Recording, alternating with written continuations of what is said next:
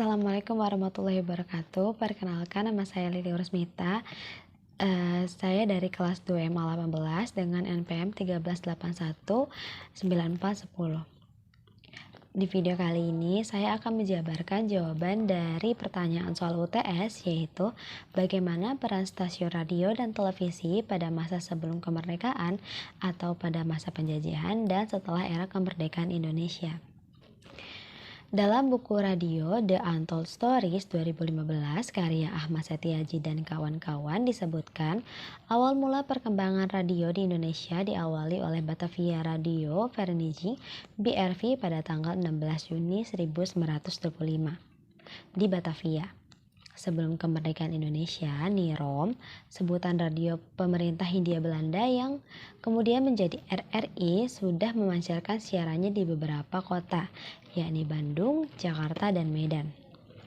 Setelah Jepang mengambil alih Indonesia pada tahun 1942, radio-radio siaran Jepang yang tergabung dalam Jabatan Hoso Kanri Kyoku mulai bersiaran di tanah air. Selain itu, radio juga untuk memberikan informasi dan sebagai propaganda Jepang untuk Indonesia. Beberapa radio swasta era pendudukan Belanda akhirnya dibekukan dan disatukan oleh Jepang dalam satu komando Hoso Kanri Kyoku, yang merupakan pusat radio siaran yang berkedudukan di Jakarta. Cabang-cabangnya yang dinamakan Hoso Kyoku terdapat di Bandung, Purwakarta, Yogyakarta, Surakarta, Semarang, Malang, dan Surabaya. Selain itu, Hoso Kyoku juga mempunyai cabang kantor di kabupaten-kabupaten untuk menyiarkan programnya kepada masyarakat. Bom Hiroshima dan Nagasaki menjadi tanda runtuhnya kependudukan Jepang atas Indonesia. Berkat informasi via radio atas peristiwa bom tersebut, akhirnya Indonesia merealisasikan kemerdekaannya pada tanggal 17 Agustus 1945. Kemudian Hoso Kyoku dihentikan siarannya pada tanggal 19 Agustus 1945. Setelah kemerdekaan, RRI didirikan sebulan setelah siaran radio Hoso Kyoku dihentikan mengudara. Wakil-wakil dari 8 pengelola radio Hoso Kyoku mengadakan pertemuan bersama di Jakarta. Pada tanggal 11 September 1945 pukul 17.00, delegasi radio berkumpul di bekas gedung Rat Van Inji di Pejambon, Jakarta, dan diterima di Sekretaris Negara.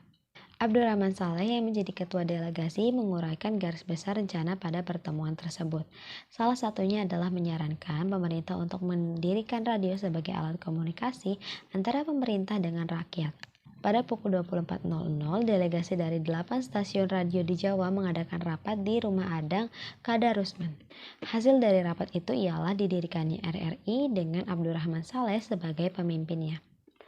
Pada era reformasi 1998, radio swasta tidak diwajibkan untuk menyiarkan berita dari RRI. Sejak reformasi, RRI berkembang dengan memiliki 6 saluran, yaitu Programa 1 hingga Programa 4, Voice of Indonesia, serta studio produksi luar negeri. RRI memiliki tugas dan fungsi yang diatur dalam Undang-Undang Nomor 32 Tahun 2002 tentang penyiaran. Peraturan Pemerintah Nomor 11 Tahun 2005 tentang Lembaga Penyiaran Publik dan Peraturan Pemerintah Nomor 12 Tahun 2005 tentang LPP RRI atau Lembaga Penyiaran Publik Radio Republik Indonesia, yang berisi RRI memberikan pelayanan informasi, pendidikan, hiburan yang sehat, kontrol dan perangkat sosial, dan melestarikan budaya bangsa. Dalam melayani seluruh lapisan masyarakat Indonesia, LPP RRI memiliki tugas menyelenggarakan siaran dengan beberapa program seperti berikut ini. Program 1, yaitu sebagai pusat siaran pemberdayaan masyarakat. Program 2, yaitu sebagai pusat siaran kreativitas anak muda. Program 3, yaitu sebagai pusat siaran jaringan berita nasional dan kantor berita radio. Program 4, yaitu sebagai pusat siaran budaya dan pendidikan. Voice of Indonesia, yaitu sebagai siaran setiap hari dengan 8 bahasa asing. Dan studio produksi luar negeri sebagai jembatan informasi Indonesia dengan luar negeri dan sebaliknya. RRI juga memiliki peran dalam pemberdayaan masyarakat, yaitu menyelenggarakan siaran pemberdayaan masyarakat di semua lapisan masyarakat dengan adanya siaran pedesaan, nelayan, wanita, anak-anak, lingkungan hidup, kewirausahaan, teknologi tepat guna, kerajinan, perdagangan, pertanian, koperasi, dan industri kecil lainnya. Setelah radio, Indonesia juga mulai melakukan siaran televisi. Siaran televisi di Indonesia dimulai pada tahun 1962 pada saat TVRI menayangkan secara langsung upacara Hari Ulang Tahun Kemerdekaan Indonesia ke-17 pada tanggal 17 Agustus 1962. Siaran itu masih terhitung siaran percobaan. Siaran resmi TVRI baru dimulai pada tanggal 24 Agustus 1962 jam 14.30 waktu Indonesia Barat, yang menyiarkan secara langsung upacara pembukaan Asian Games keempat dari Stadion Utama Gelora Bung Karno.